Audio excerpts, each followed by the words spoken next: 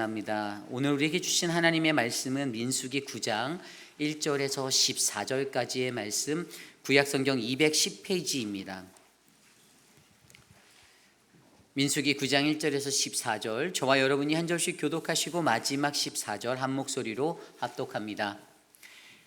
애굽 땅에서 나온 다음 해 첫째 달에 여호와께서 시내 광야에서 모세에게 말씀하여 이르시되 이스라엘 자손에게 유월절을 그 정한 기일에 지키게 하라.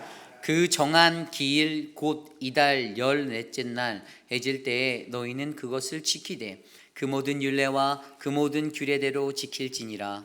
모세가 이스라엘 자손에게 명령하여 유월절을 지키라 하매 그들이 첫째 달 14째 날 해질 때에 시내 광야에서 유월절을 지켰을 때 이스라엘 자손이 여호와께서 모세에게 명령하신 것을 다 따라 행하였더라. 그때 사람의 시체로 말미암아 부정하게 되어서 유월절을 지킬 수 없는 사람들이 있었는데 그들이 그날에 모세와 아론 앞에 이르러 그에게 이르되 우리가 사람의 시체로 말미암아 부정하게 되었거니와 우리를 금지하여 이스라엘 자손과 함께 정한 기일에 여호와께 헌물을 드리지 못하게 하심은 어찌함이니까. 모세가 그들에게 이르되 기다리라. 여호와께서 너희에게 대하여 어떻게 명령하시는지 내가 들으리라. 여호와께서 모세에게 말씀하여 이르시되 이스라엘 자손에게 말하여 이르라. 너희나 너희 후손 중에 시체로 말미암아 부정하게 되든지 먼 여행 중에 있다 할지라도 다 여호와 앞에 마땅히 유월절을 지키되 둘째 달 14째 날 해 질 때에 그것을 지켜서 어린 양의 무교병과 쓴 나물을 아울러 먹을 것이요 아침까지 그것을 조금도 남겨두지 말며 그 뼈를 하나도 꺾지 말아서 유월절 모든 율례대로 지킬 것이니라. 그러나 사람이 정결하기도 하고 여행 중에도 잊지 아니하면서 유월절을 지키지 아니하는 자는 그 백성 중에서 끊어지리니 이런 사람은 그 정한 기일에 여호와께 헌물을 드리지 아니하였은즉 그의 죄를 담당할지며 만일 타국인이 너희 중에 거류하여 여호와 앞에 유월절을 지키고자 하면 유월절 율례대로 그 규례를 따라서 행할지니 거류민에게나 본토인에게나 그 율례는 동일할 것이니라. 아멘. 거룩하신 하나님의 말씀입니다. 모두 자리에 앉으시겠습니다. 하나님의 백성으로 살아가기라는 말씀의 제목으로 함께 말씀 나누겠습니다. 하나님의 백성으로 살아가기. 여러분, 정체성이란 무엇입니까? 정체성. 어떤 사물이나 물체가 가지는 그 존재가 가지는 본질적으로 갖는 특성에 대해서 우리는 정체성, 아이덴티티라고 이야기합니다. 나라는 사람에 대하여서 우리는 늘 나는 어떠한 존재인가를 생각해 봐야 해요. 오늘 이 자리에 있는 여러분들은 어떠한 존재이십니까? 어떠한 정체성을 가지고 여러분들을 설명하고 표현할 수 있겠습니까? 나에 대해서 과연 누구라고 말할 수 있는지 한 번쯤 고민해 보시기를 바랍니다. 여기 서 있는 저를 부를 때 이우리라고 부릅니다. 이름이 너무 예쁘죠? 그냥 웃으셨어요. 송현수 장님 제일 크게 제가 봤어요. 네. 이 이우리라는 이 이름이 저의 정체성이에요. 이우리 하면 여러분들 무슨 생각이 나십니까? 말하지 마세요. 예. 상처받을까 두려워 막 이래요. 그냥 생각만 하십시오. 여러분들이 생각하시는 그게 바로 저에 대한 정체성이겠죠? 당연히 여기 계신 여러분들도 다른 이들에 대해서 또 고유한 여러분들의 그 정체성이 다른 이들에게 각인되어져 있을 거예요. 여러분들의 이름만 들었을 때 그 사람 하고 생각나는 그 정체성. 물론 그것이 100% 정확한 것은 아니지만 그래도 세상에서 서로가 서로를 구별하고 구분하는 것이 바로 이 정체성이라는 것입니다. 우리가 영화를 한 편 보아도요, 영화의 주제가 뭐였지? 이 영화가 무슨 내용이야? 라는 이렇게 묻는 것들이 우리들의 그러한 모습들이잖아요. 그런데 우리들의 인생, 100여 년 되는 이 인생을 살아가는 우리의 삶 속에서 도대체 우리의 인생의 삶의 주제가 무엇인지를 이런 질문은 잘 안 던진다는 거죠. 영화의 주제는 물어보면서 내 삶의 주제는 아무도 던지지 않아요. 내 인생의 줄거리, 내 삶의 주제가 무엇인지.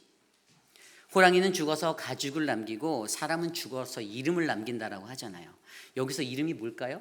그냥 이유리 이름 석자입니까? 아니요. 저는 그것이 자기 자신이 살아있는 동안 살아냈던 삶의 이야기라고 생각합니다. 바로 이것이 정체성입니다. 정체성. 고려대학교 심리학과 교수인 박선웅 교수가 쓴 책 중에 정체성의 심리학이라는 책이 있어요. 근데 그 책에 그가 이렇게 말합니다. 정체성을 찾는다는 것은 껍데기 안에 감춰진 자신의 알맹이를 찾는 것이다. 그렇습니다. 많은 사람들은요, 우리가 세상을 살아가면서 빠르게 흘러가는 시간 속에서 그냥 우리들의 겉모습 껍데기만 보고 평가하고 평가받는 삶들을 살 때가 많아요. 그 사람의 내면 안에 그 사람의 속에 어떤 정체성이 있는지는 잘 들여다보지 않습니다. 우리가 이 껍데기를 가지고 평가받고 평가하는 세상 속에 살면서 과연 우리는 이 껍데기가 아닌 우리 안에 어떠한 알맹이가 있는지를 바라보는 그 정체성을 저와 여러분들이 바라보시기를 원합니다. 여러분, 껍데기가 존재하는 이유가 뭐죠? 이 겉에 껍데기는 그냥 알맹이 겉에 걸어놓기 위한 게 아니라 이 알맹이를 지켜내기 위한 것 아니겠습니까? 그러므로 저와 여러분들 안에는 이러한 공감대가 있기를 원해요. 내 삶에, 내 안에서 삶의 주제는 무엇인가? 예수 그리스도를 믿는 우리들은 바로 예수 그리스도라는 그 알맹이의 공감대를 가지고 함께 살아가는 우리 모두가 되기를 소망합니다. 예수 그리스도를 믿고 따르는 자들에게는 바로 예수 그리스도 그분이 우리의 알맹이가 되어주십니다. 그래서 사도 바울도 고린도 후서 4장 16절 말씀에 이렇게 고백하였습니다. 그러므로 우리가 낙심하지 아니하노니 우리의 겉사람은 낡아지나 우리의 속사람은 날로 새로워지도다. 아멘. 내 안에 계신 예수 그리스도 그 알맹이로 인하여 저와 여러분들의 삶이 날마다 새로워지시기를 간절히 축원합니다. 오늘 우리가 묵상한 이 민수기의 말씀, 출애굽 이후에 광야로 나아가는 그들에게 하나님께서 가장 먼저 그들에게 원하시는 깨달음의 자리가 있었어요. 너희들이 정말 이것을 알아야 하는데 그 마음, 그것이 바로 그들의 정체성이었습니다. 그래서 하나님이 그들에게 선포해 주셨죠. 레위기 11장 45절, 나는 너희의 하나님이 되려고 너희를 애굽 땅에서 인도하여 낸 여호와라. 내가 거룩하니 너희도 거룩하라. 아멘. 이 말씀에서 하나님 그분은 자신의 정체성을 드러내고 계십니다. 나는 너희의 하나님이다. 그리고 반면에 이것을 통하여 그의 백성의 정체성도 증명하고 계세요. 그분의 거룩을 닮은 우리도 거룩해야 한다. 그분은 우리의 하나님이 되시고 우리는 그분의 거룩한 백성이다. 여러분, 이것을 믿으십니까? 우리들도 이 땅에서 광야의 삶을 향하여 행진하여 나아가고 있습니다. 가장 먼저 우리들에게 준비되어져야 하는 것이 바로 우리들의 정체성을 아는 것입니다. 오늘 이 시간 여러분들은 누굽니까? 여러분들은 누구시죠? 오늘 이곳에 모인 저와 여러분, 우리 모두의 정체성을 우리가 깊이 있게 고민해 보시는 이 시간이 되기를 소망합니다. 고린도 후서 6장 16절 말씀에 하나님의 성전과 우상이 어찌 일치가 되리요? 우리는 살아계신 하나님의 성전이라. 이와 같이 하나님께서 이르시되 내가 그들 가운데 거하며 두루 행하여 나는 그들의 하나님이 되고 그들은 나의 백성이 되리라. 아멘. 우리는 하나님의 거룩한 성전입니다. 그리고 그분은 우리의 하나님이 되시고 우리는 그의 백성 되심을 기억하시기를 바랍니다. 이 자리에 계신 어느 한 분도 빠짐없이 저와 여러분 모두 다 하나님의 백성이길 소원합니다. 그렇다면 우리는 이 세상을 살아가기 위해서 하나님의 백성으로서 어떻게 살아가야 할까요? 오늘 우리에게 주어진 이 말씀 안에서 우리는 어떻게 살아야 그 하나님의 거룩한 백성으로 살아갈 수가 있는지를 귀한 말씀으로 함께 묵상해 보기를 간절히 소망합니다.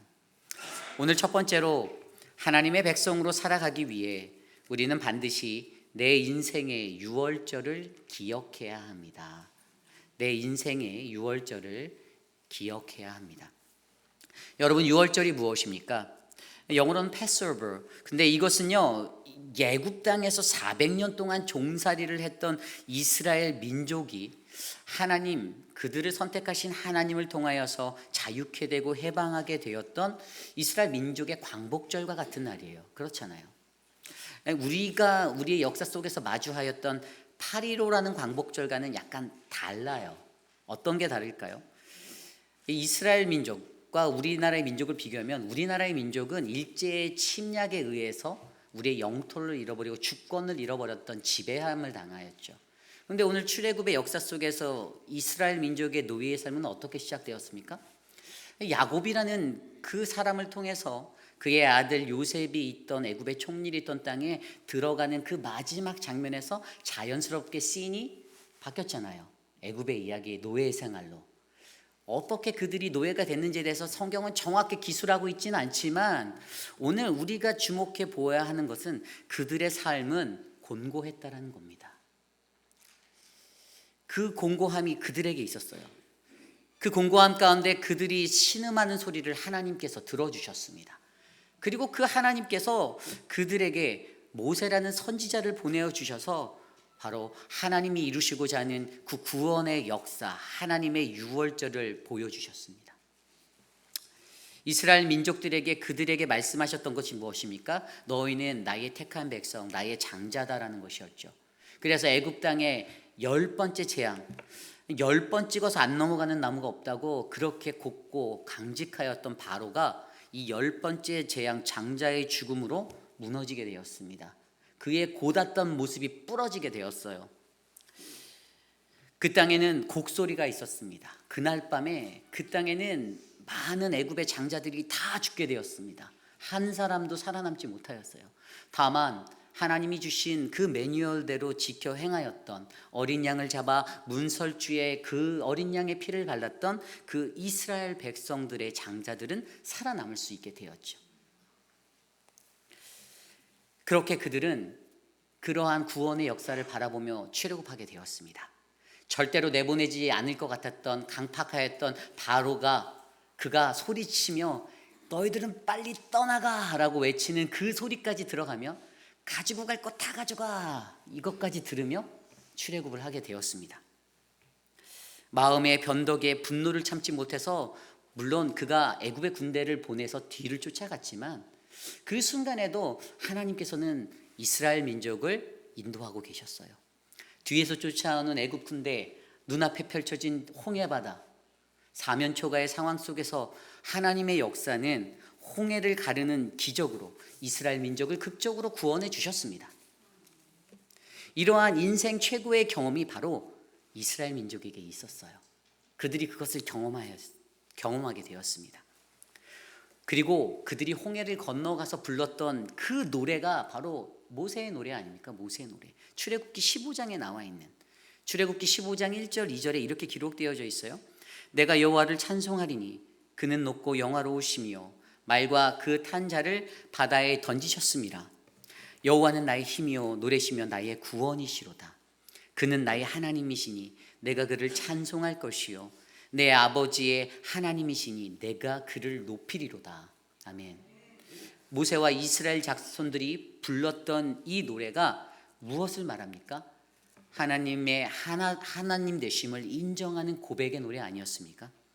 그들이 경험하였던 하나님의 놀라운 구원의 역사, 유월절 날에 그 기적과도 같은 그 놀라운 구원을 어떻게 해요? 그곳에 있었던 약 200만 명가량의 모든 이스라엘들에게는 감동해서 잊혀질 수 없는 그러한 기억이 되었다라는 사실입니다. 그런데 그것을 가지고 하나님께서 오늘 말씀 1절부터 5절까지를 자세히 들여다보면 하나님은 그 유월절을 지키라라고 말씀하고 계세요.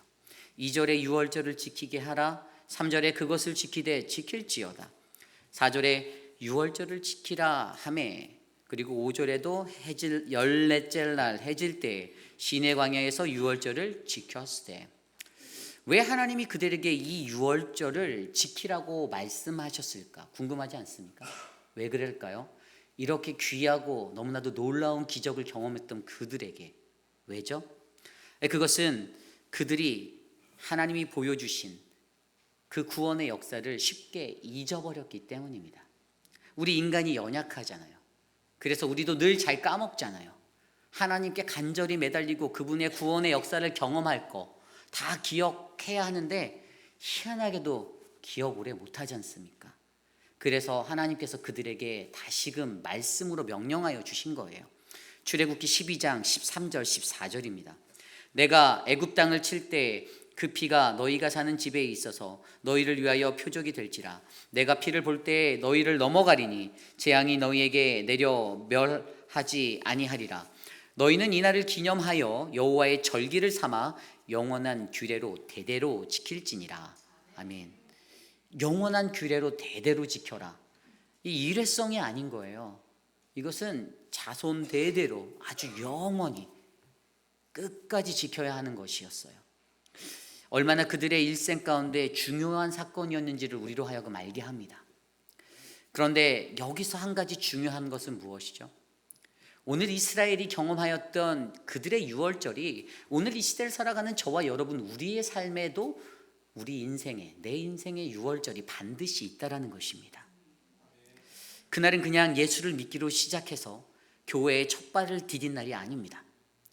그날은 내 인생에 있어서 나의 수치가 덮어졌던 자리, 나의 연약함이 깨달아졌던 자리, 하나님 그분이 얼마나 크고 위대한지를 알게 하셨던 그 자리, 그래서 내 안에 고민되어지던 그 삶의 번뇌가 하나님 그분의 말씀으로 풀려지게 되고 내 삶 속에 있었던 가득 채운 내 자아가 깨어지고 무너져 버린, 그래서 전인격적으로 예수 그리스도를 만나 내 삶의 변화가 찾아온 그 날, 여러분의 그날은 언제입니까?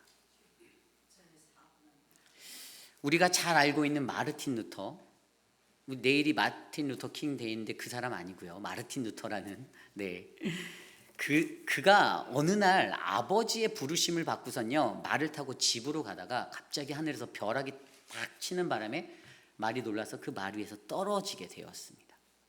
그런데 그때 그는 그에게 일어난 오늘 이 일이 도대체 무슨 일인지, 그냥 재수없다 똥 밟았네 이게 아니라 하나님이 과연 이 현상 속에서 나에게 무엇을 말씀하시는지에 대해서 그가 궁금해했어요. 그래서 그가 어떻게 했을까요?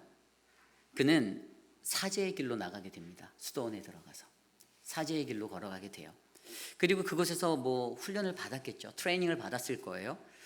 근데 그가 로마서의 말씀을 읽다가 그가 다시금 자신에게 찾아오는 큰 번뇌를 갖게 된 게 로마서 1장 7절 말씀 때문이에요.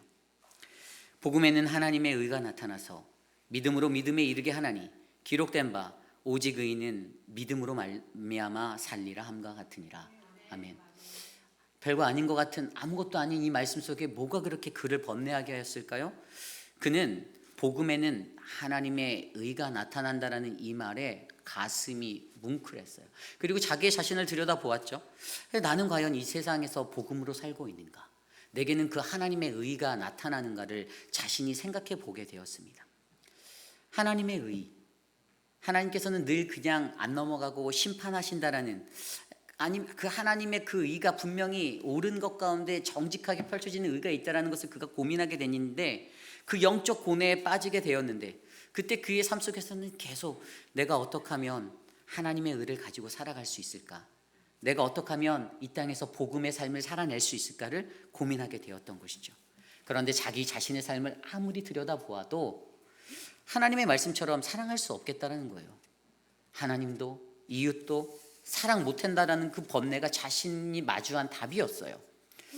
그래서 그가 다시금 로마서를 대하면서 읽을 때 로마서 3장 21절에 이르러서 그것에 대한 답을 자기가 발견하게 돼요.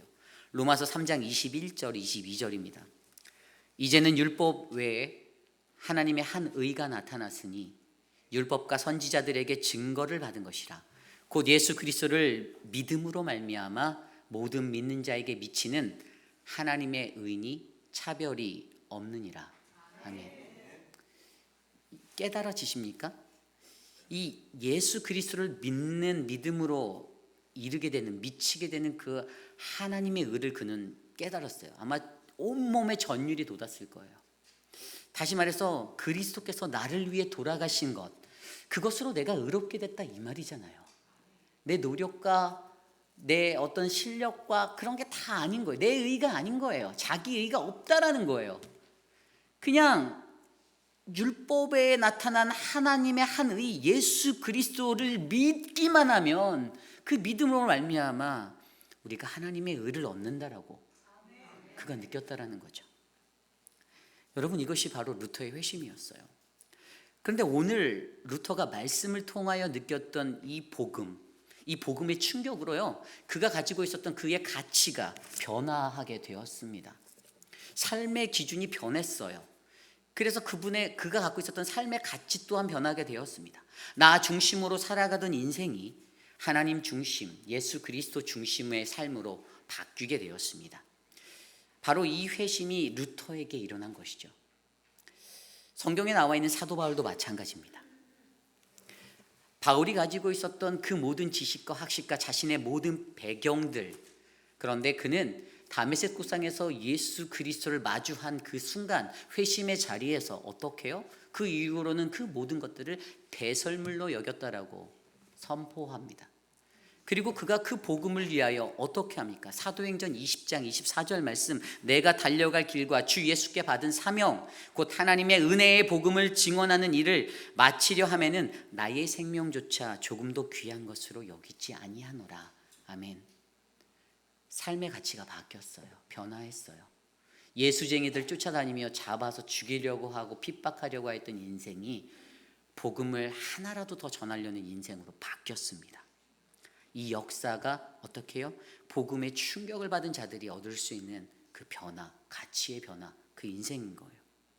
그러므로 저는요, 저와 여러분들에게 주셨던 그 하나님의 유월절, 그날에 받았던 그 충격을 우리가 기억해 하시기를 간절히 소망합니다. 잊지 마십시오. 어느 날 찾아왔던 그분의 따스한 그 구원의 손길을 기억해 보십시오. 아무것도 없고 초라한 나를 너는 내 사랑하는 아들이다 딸이다 내 자녀라라 부르셨던 그 하나님의 음성을 기억하시고 감사하고 회복하시기를 부탁드립니다. 저는 오늘 이 자리에 계신 여러분들의 유월절을 알지 못합니다. 어떤 유월절들을 여러분들이 여러분의 인생 가운데 경험했는지 저는 모릅니다. 그러나 한 가지 간절히 기도하는 것은 이곳에 계신 여러분들의 삶 가운데 여러분의 유월절이 다시금 기억되므로 여러분들의 인생이 회복되어지고 복음으로 충만해지기를 간절히 소망합니다. 이것이 오늘 말씀의 첫 번째, 하나님의 백성으로 살아가기 위해 우리는 반드시 내 인생의 유월절을 기억해야 합니다입니다. 오늘 말씀의 두 번째, 하나님의 백성으로 살아가기 위해서 우리는 반드시 예배드림의 때를 기억해야 합니다. 우리는 반드시 예배드림의 때를 기억하셔야 합니다. 오늘 우리가 읽었던 2절과 3절 말씀에 보면 정한 기일이라는 단어가 보입니다. 이스라엘 자손에게 유월절을 그 정한 기일에 지키게 하라. 그 정한 기일 곧 이달 14째 날 해질 때에 너희는 그것을 지키되 그 모든 율례와 그 모든 규례대로 지킬지니라. 아멘. 정한 기일, 옛날 개역 한글 성경에 보면 정기라고 나와 있어요. 정기. 이 단어를 히브리어 원어 성경으로 보면 모에드라는 단어가 사용되었는데 이 단어에는 성막이라는 의미가 있습니다. 성막. 결국 여기서 하나님이 모세를 통하여서 명령하여 주신 이 정한 기일에는요, 우리가 드리는 성막과 같은 이 장소, 하나님 정하여 주신 시간, 지정된 시간과 장소의 중요함을 설명해 주고 있는 것입니다.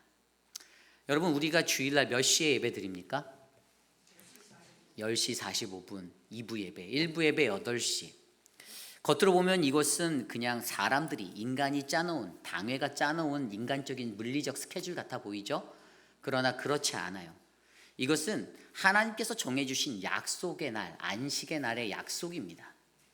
하나님께서 안식일을 지키라라고 명령하시면서 우리가 그분을 만나기 위해서 그분이 정해주신 장소와 시간, 그렇기 때문에 주일 오전 8시나 10시 45분에 어디서요? 우리가 하나님의 거룩한 성전, 이곳 회의빌 한인 장로교회에서 예배드리는 겁니다. 여러분, 우리들의 예배는요, 나의 선택이 될 수 없습니다. 이것은 하나님과의 약속입니다. 예배는 내가 원하는 편의대로 내 입맛에 맞춰 드릴 수 없어요. 불가능해요.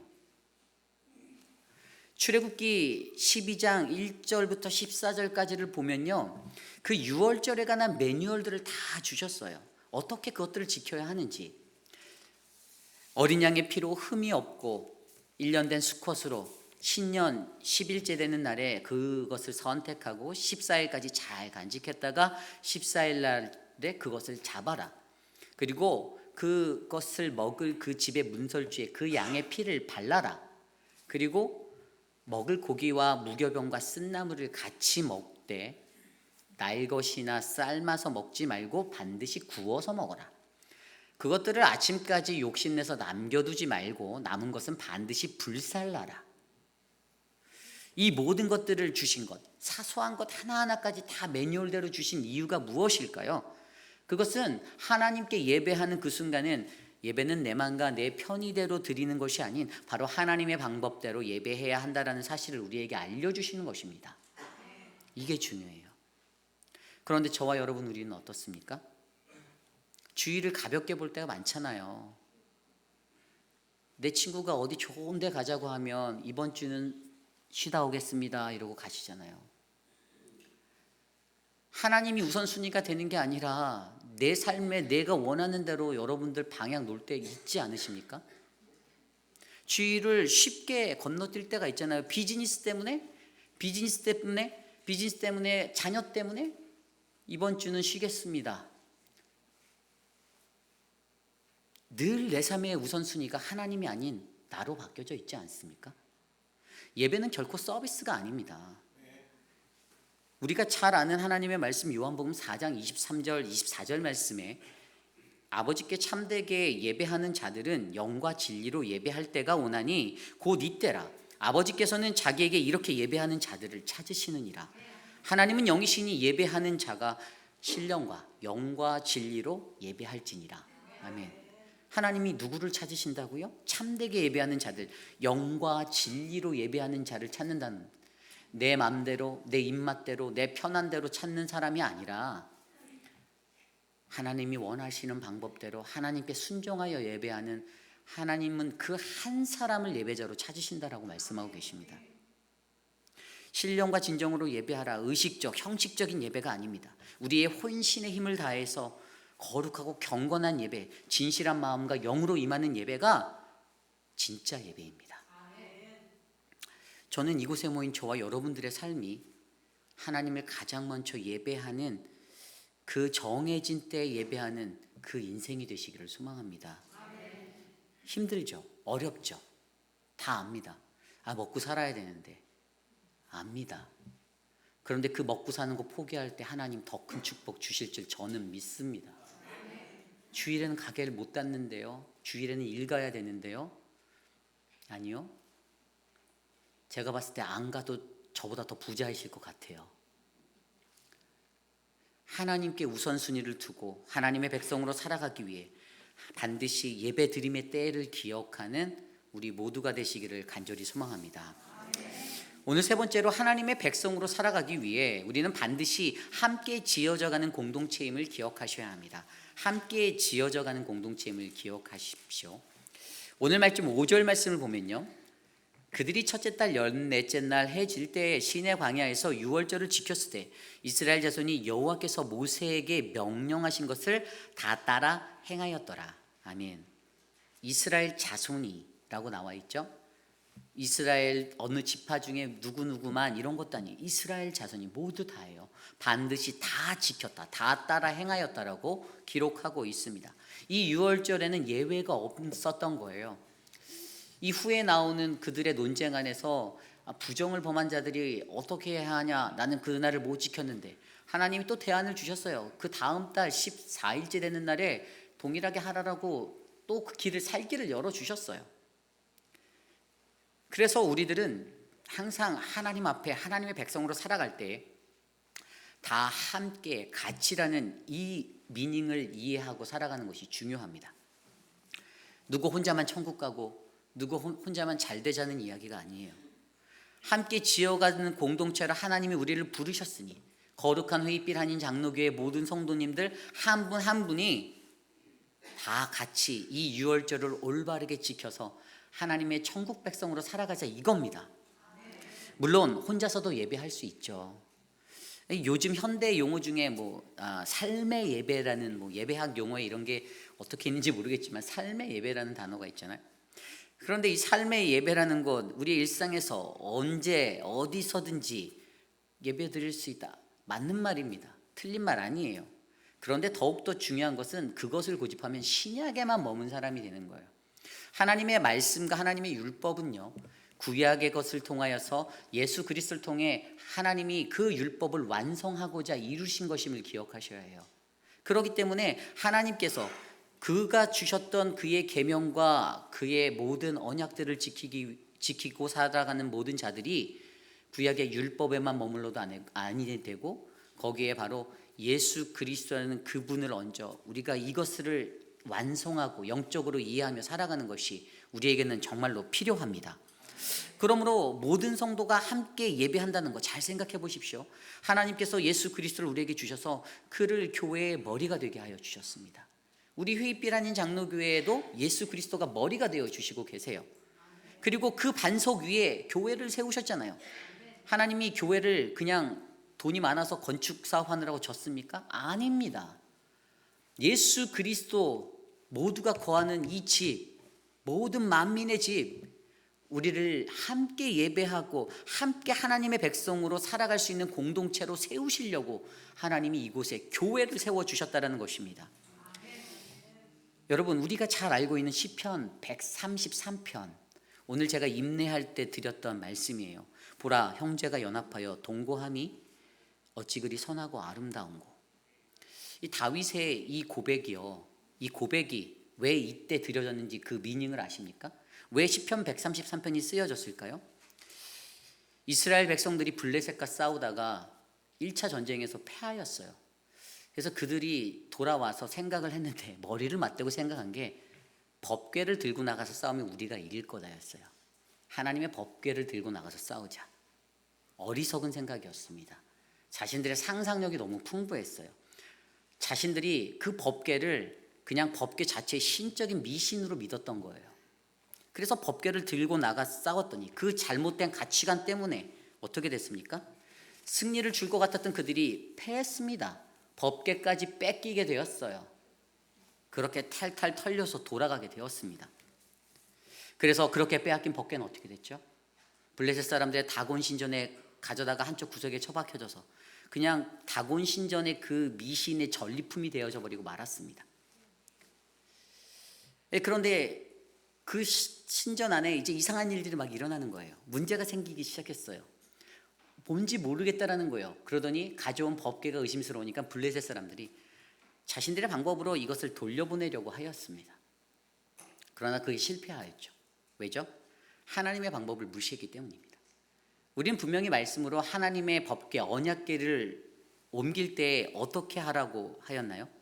레위 지파의 고앗 자손을 통해서 어깨에 메고라는 말씀이 그들에게 있었거든요. 근데 그들이 그걸 술에 얹어서 보내려고 했잖아요. 자신의 생각대로 살았던 그러한 운명 가운데 법궤가 어떻게 됐습니까? 블레셋의 베세메스에서 기랴여야임으로 옮겨지게 되고 다시 다윗을 통해서 예루살렘으로 오기까지 무려 70년의 방황기를 보내게 돼요. 70년에 가까운 방황기.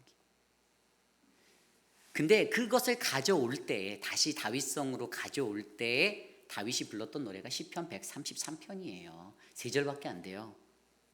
보라, 형제가 연합하여 동거함이 어찌 그리 선하고 아름다운고.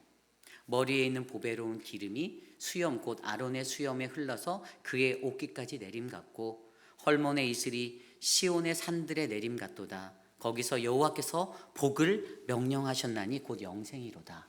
아멘. 그들이 전쟁에 나갈 때 미신적인 그 잘못된 가치관을 가지고 법궤를 들고 나가서 싸우면 우리에게 승리를 줄 거라는 잘못된 생각들을 가지고 신앙생활을 했어요. 근데 그들이 정말 붙잡고 잡았어야 하는 것은 형제가 연합하여 한 마음으로 가는 것이 더 중요했던 거예요.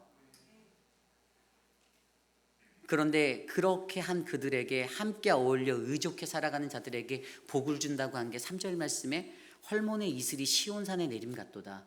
헐몬이라는 그 지대는 고지대예요. 해발 한 2600m가 넘어가요. 그러면 그 고지대에는 이슬이 많이 끼잖아요. 이슬이 많잖아요. 그것처럼 시온산 예루살렘 성에 그 내림같이 그렇게 아주 무수한 사람들이 모여드는 그 역사가 뭐라고요? 축복이라는 거죠. 복이라는 거예요. 여기서 이 복이라는 단어가 히브리어로 베라카, 이것은 축복, 선물이라는 의미입니다. 공동체가 아름답게 성장하고 은혜 안에서 지어져 가는 것을 누릴 수 있는 거 언제요? 함께 할 때 이룰 수 있다고 얘기하고 계시는 겁니다.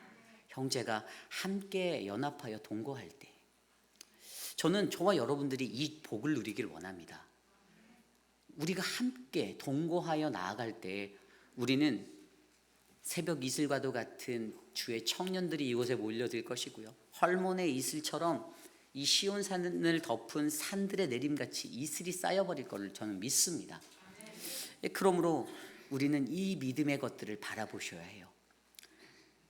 디트리 보네포가 라이프 투게더라는 책을 썼다라고 제가 전에도 말씀드렸는데, 그 책이 한국어로 번역된 성도의 공동생활, 그 책 33페이지에 이렇게 나와 있어요.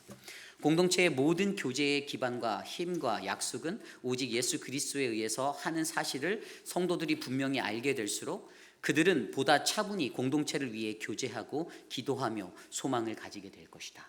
아멘. 원동력이 무엇입니까? 예수 그리스도. 우리가 연합하고 우리가 하나 되는 거, 예수 그리스도. 내 마음에 예수가 없고 내 속에 예수가 없기 때문에, 다른 게 있기 때문에 딴 생각하고 이간질이 일어나고 분리가 일어나는 것, 내 안에 예수가 있다라면 참다운 교회 공동체, 참다운 가족 공동체 안에 하나됨의 역사가 일어날 줄 저는 믿습니다. 그러므로 그 예수를 품고 살아가는 저희들, 이 공동체 안에 풍성한 교제와 뜨거운 기도와 사랑의 소망이 넘치는 그 은혜가 있을 줄 저는 믿습니다. 오늘 우리 공동체는 어떻습니까? 너무나도 귀하죠. 우리 경건사랑방 어르신들 밥한다고 일주일 내내 고생하셨습니다. 시장 다녀오셨다고 하고, 화요일날 가봐도 어르신들, 수요일날 가봐도 몇몇의 어르신들, 백발 휘날리며 요리하셨던 어르신들, 젊은 사람 눈 하나 찾아볼 수 없었던 어르신들만 그런데 며칠을 공들여서 만들어놨더니 젊은 사람들이 와서 10분 안에 다 먹어치울 건데 너무나도 감사합니다. 어르신들이 그랬어요. 이렇게 하는 이유가 우리가 먼저 시작해야 뒤에 따라오는 다른 사랑방들도 설선수범하지. 너무나도 감사한 그 믿음의 신앙을 우리가 잘 본받아 아름다운 공동체 안에서 더 큰 믿음의 성숙을 이루는 우리 모두가 되기를 소망합니다. 이것이 오늘 말씀의 세 번째, 하나님의 백성으로 살아가기 위해 우리는 반드시 함께 지어져가는 공동체임을 기억해야 합니다. 입니다. 오늘 마지막으로 하나님의 백성으로 살아가기 위해 우리는 반드시 기다림이 필요합니다. 기다림이 필요합니다. 오늘 말씀 8절입니다. 모세가 그들에게 이르되 기다리라, 여호와께서 너희에게 대하여 어떻게 명령하시는지 내가 들으리라. 아멘. 오늘 그들이요, 앞서 제가 설명드렸던 대로 부정한 자들, 시체를 만져서 부정하게 된 자들이 모세에게 질문을 했어요. 그런데 오늘 이 8절 말씀을 통해 우리는 모세의 삶을 들여다보게 되죠. 무엇입니까? 확실하게 알지 못하는 것, 비록 확실하게 아는 것까지도 모세는 하나님께 묻고 답변을 받는 인생을 살았다는 거예요. 이 묻고 답하는 인생, 답변을 얻는 인생. 7절에서 부정한 자들의 질문은 부정함 때문에, 나의 부정함 때문에 유월절을 금지하였던 너희들 내가 지키지 못했는데 어떡하냐라고 따지고 듭니다. 인간의 조급함이 보여요. 인간이란 사람들의 속성이 그대로 보입니다. 자기 필요할 때는 조급함이 막 드러나는 그 모습이 적나라하게 보여지고 있어요. 그런데 모세가 뭐라고 말했죠? 기다려라. 기다려라. 히브리어로 이메두, 잠잠히 참고 기다려라요. 잠잠히 참고 기다려라. 이스라엘의 조급함이 그러한 모습들이 보이는 반면에 모세가 가지고 있었던 하나님을 전적으로 신뢰하고 의지하는 이의 기다림의 모습을 우리는 발견할 수가 있습니다. 왜 그가 기다려야 한다라고 했을까요? 그것은 바로 하나님의 뜻이 무엇인지 정확하게 알기 위해서입니다. 하나님의 뜻이 무엇인지. 인간적으로 실수 많이 하잖아요. 상상하고 상상의 나래를 펼쳐서 막 화성 갔다 오고 막 달나라 갔다 오고 막 그래서 말이 말을 또 만들잖아요. 그런데 신중한 사람은 그 말을 멈추잖아요. 무릎 꿇잖아요. 기도하잖아요. 하나님께 먼저 나아가잖아요. 대본에 그것들이 우리의 삶 속에서도 드러나지 않습니까? 그런데 오늘 분명히 그가 이스라엘 백성들에게 그들에게 말했던 것은 잠잠히 참고 기다려라. 그때 얻었던 대답이 10절 11절의 말씀이었잖아요. 둘째 달 열넷째 날 해질 때 그것을 지켜서 어린 양의 무교병과 쓴 나물을 아울러 먹을 것이라. 그들이 6월절 첫째 달에 열넷째 날에 해야 될 걸 지키지 못했는데 하나님이 대안으로 주신 그것을, 사실 우리가 이 본문으로 봐선 이 대답, 이 앤서가 모세에게 금방 왔는지 뭐 며칠 뒤에 왔는지 한 달 뒤에 왔는지 우리가 가늠하기는 쉽지 않잖아요. 근데 그게 중요한 게 아니라 가장 중요한 교훈은 하나님께 묻고 기다릴 줄 알아야 한다는 것입니다. 잠잠히 기다리라. 예레미야 애가 3장 26절 말씀에 이렇게 나와 있습니다. 사람이 여호와의 구원을 바라고 잠잠히 기다림이 좋더라. 아멘. 하나님의 구원 얻은 자들의 능력은요, 잠잠히 기다릴 줄 아는 지혜에 있음을 기억하시길 바랍니다. 저는 오늘 저와 여러분들의 인생 가운데 그러한 인생이 흘러넘치기를 소망합니다. 우리가 거룩한 공동체로 부르심 받았잖아요. 회의빌 한인 장로교회. 회의빌에서는 제일 유명한 교회입니까? 아멘. 두 분. 미국에서 제일 유명한 교회 아닙니까? 아멘. 제 생각에는 전 세계에서 유명한 교회. 우리 교회가, 저는 그러한 교회가 되기를 소망합니다. 여러분들의 삶의 주제가 무엇인지를 돌아보십시오. 내 정체성이 무엇인지를 생각해 보십시오. 영화 보면서 저 영화가 주제가 뭐지를 고민하지 마시고 내 인생의 주제를 내 삶 속에서 경험하시고 느껴보시기를 바랍니다. 그리고 하나님의 백성이라는 내 삶의 정체성을 찾은 저와 여러분들이 어떻게 살아가야 하는가, 하나님의 백성으로 살아가기 위해서 난 어떻게 해야 할까, 내 인생의 6월절 나를 만나주셨던, 내게 구원을 베푸셨던, 내게 가늠할 수 없는 죄 가운데 빠진 허울밖에 없는 내 모습을 건져주신 그 하나님의 나를 기억하는 인생의 6월절을 기억하셔야 합니다. 그리고 백성으로 살아가는 그 삶 가운데 하나님과 정해진 때에 예배드리는 이 예배의 소중함을 기억하셔야 합니다. 장소의 소중함, 우리 교회의 소중함을 기억하셔야 합니다. 그리고 우리 모두는 다 함께 지어가는 공동체, 이것을 기억하셔야 해요. 오늘은 네가 수고해라. 나는 네가 한 밥을 내가 먹어주겠다. 이게 아니라 오늘 네가 수고하면 내가 설거지 해주겠다. 이렇게 가야죠. 하나님의 백성으로 살아가기 위해 우리는 잠잠히 하나님께 묻고 기다리는 그 지혜가 충만하심을 기억하셔야 합니다. 오늘 저와 여러분들 안에 이 은혜가 넘치기를 소망합니다. 하나님이 주시는 그 은혜로 말미암아 저와 여러분 안에 함께 하시는 그 하나님을 경험하는 놀라운 역사가 일어날 줄 저는 믿습니다. 오늘